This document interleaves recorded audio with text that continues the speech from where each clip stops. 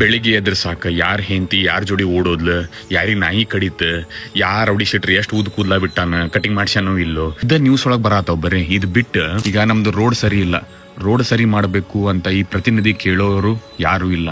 ಈಗ ನೋಡ್ರಿ, ನಿಮ್ಗೆ ಗೊತ್ತಿಲ್ಲದೆ ಇರೋ ಒಂದು ದೊಡ್ಡ ಸ್ಕ್ಯಾಮ್ ನಡೆಯತೈತಿ, ಅದು E20 ಪೆಟ್ರೋಲ್ ಅಂತ ಹೇಳಿ. E20 ಪೆಟ್ರೋಲ್ ಅಂದ್ರೆ ನೀವು ₹100 ಕೊಟ್ಟು 100% ಪೆಟ್ರೋಲ್ ಎಕ್ಸ್ಪೆಕ್ಟ್ ಮಾಡ್ತಿರ್ತೀವಿ. ಬಟ್ ಈಗ ಬರ್ತಿರೋ ಫ್ಯೂಲ್ ಒಳಗೆ 80% ಪೆಟ್ರೋಲ್ ಐತಿ, 20% ಎಥನಾಲ್ ಮಿಕ್ಸ್ ಮಾಡಿ ಕೊಡತ್ತಾರ. ಇದರಿಂದ ಏನಾಗ್ತಿತ್ತು ಅಂದ್ರೆ 2022 ಅದಕ್ಕಿಂತ ಹಿಂದೆ BS4 ಅಂಡ್ BS4ಕಿನ್ನ ಹಿಂದೇನು ಇಂಜಿನ್ಸ್ ಇದ್ವಲ್ಲ, ಇವೆಲ್ಲ ಗಾಡಿನೂ ಹಾಳಾಗ್ತಾವ. ಎಂಜಿನ್ ಹಾಳಾಗ್ತೈತಿ, ನಿಮ್ಮ ಮೈಲೇಜ್ ಡ್ರಾಪ್ ಆಗ್ತೈತಿ, ನಿಮ್ಮ ಪಿಕಪ್ ಡ್ರಾಪ್ ಆಗ್ತೈತಿ. ಇದೆಲ್ಲ ಜೊತೆಗೂ ನಿಮ್ಗೇನು ಆ್ಯಡೆಡ್ ಬೆನಿಫಿಟ್ ಸಿಕ್ಕತ್ತೈತ? ಪೆಟ್ರೋಲ್ ರೇಟ್ ಅರ ಕಮ್ಮಿ ಆಗೈತೆ?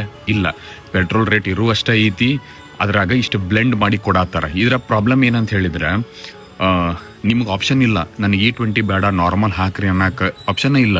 ಈಗ ಎಲ್ಲ ಪೆಟ್ರೋಲ್ ಬಂಕ್ದಾಗೂ E20ನ ಹಾಕತ್ತಾರ. ಈಗ ಇದು ಜಸ್ಟ್ ಸ್ಟಾರ್ಟಿಂಗ್. ಈಗ ನೀವು ಇಮ್ಯಾಜಿನ್ ಮಾಡ್ಕೊರಿ, ನಿಮ್ಮ ಕಡೆ ಹಳೆ ಕಾರ್ ಇತ್ತುಪ್ಪ, BS4ಕಿನ್ನ ಹಳೆ ಕಾರ್ ಪೆಟ್ರೋಲ್ ಇತ್ತಂದ್ರೆ ನಿಮ್ಗೆ ಎಷ್ಟು ಖರ್ಚು ಬರ್ಬೋದು? ಇದನ್ನ ಯಾರು ಪ್ರಶ್ನೆ ಮಾಡ್ತಿಲ್ಲ, ಅದಕ್ಕಂದ್ರೆ ಭಾಳ ಮಂದಿಗೆ ಗೊತ್ತಾ ಇಲ್ಲ. ಬಟ್ ಗೌರ್ಮೆಂಟ್ ಕಣ್ಣು ಮುಚ್ಚಿ ಇದನ್ನೆಲ್ಲ ಮಾಡ್ಸಾತೈತಿ. ಇದನ್ನ ನಾವು ಕ್ವಶನ್ ಮಾಡಲಿಲ್ಲ ಅಂದ್ರೆ ನಮ್ಮ ಗಾಡಿಗಳು ಹಾಳಾಗ್ತಾವೆ. ಹಿಂಗೆ ಅವ್ರು ಬೇಕಾಗಿದ್ದು ಮಾಡ್ಕೊಂಡು ಹೊಂಟ್ರೆ ಏನು ನಡೆಯಂಗಿಲ್ಲ. ಅದಕ್ಕೆ ಹಿಂದೂ ಮುಸ್ಲಿಂ ಅನ್ಕೊಂಡು ಕುಂದ್ರೋ ಬದ್ಲಿ ಭಾರತೀಯರಾಗ ಮುಂದೆ ಬರ್ರಿ, ಯೂನಿಟಿ ತೋರಿಸ್ರಿ.